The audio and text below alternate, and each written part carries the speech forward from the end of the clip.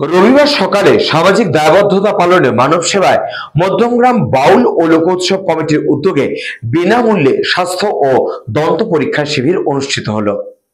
রবিবার সকালে সামাজিক দায়বদ্ধতা পালনে মানব সেবায় মধ্যমগ্রাম বাউল ও লোকোৎসব কমিটির উদ্যোগে কলকাতার ডিসান হাসপাতালের অভিজ্ঞ চিকিৎসক ও টেকনিশিয়ানদের সহযোগিতায় স্থানীয় রবীন্দ্রপল্লী কবিগুরু শিক্ষানিকেতন বিদ্যালয়ের শ্রেণীকক্ষে হলো বিনা ব্যয় স্বাস্থ্য ও দন্ত পরীক্ষা শিবির।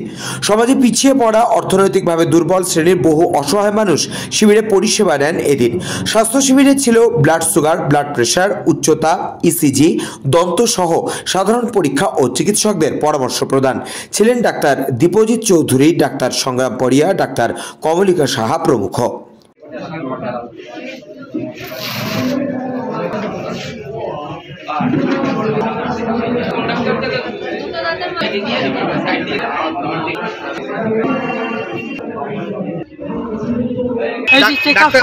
আচ্ছা, ডাক্তার কি বললো?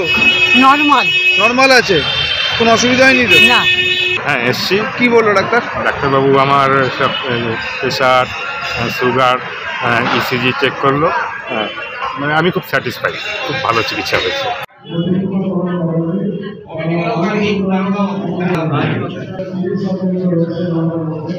বাউল উৎসবে আমাদের আজকে দ্বিতীয় দিনের প্রথম পর্যায়ে আমরা বিনা ব্যয় স্বাস্থ্য শিবিরের আয়োজন করেছি এবং সম্পূর্ণ তত্ত্বাবধানে আমাদের দিশান হসপিটাল রয়েছে এবং আমাদের এখানে বিভিন্ন বিভাগের রোগীরা এখানে আসছেন। ডেন্টাল ডিপার্টমেন্টের দায়িত্ব রয়েছেন ডক্টর কমলিকা সাহা, জেনারেল বিভাগের দায়িত্ব রয়েছেন ডক্টর দেবজিৎ চৌধুরী, ডক্টর সংগ্রাম পড়িয়া।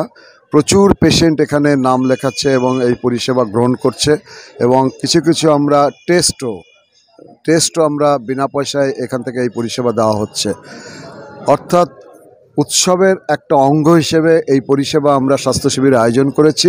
গতকাল আমরা স্বাস্থ্য শিবির আয়োজন করেছিলাম, পরিচালনায় ছিল ইন্ডিয়ান মেডিকেল অ্যাসোসিয়েশন। গতকালকেও প্রায় 40 থেকে 50 জন পেশেন্ট আমাদের এখানে অ্যাটেন্ড করেছিল এবং আজকে অনেক পেশেন্ট, এ পর্যন্ত প্রায় 70-80 জন পেশেন্ট হয়ে গেছে।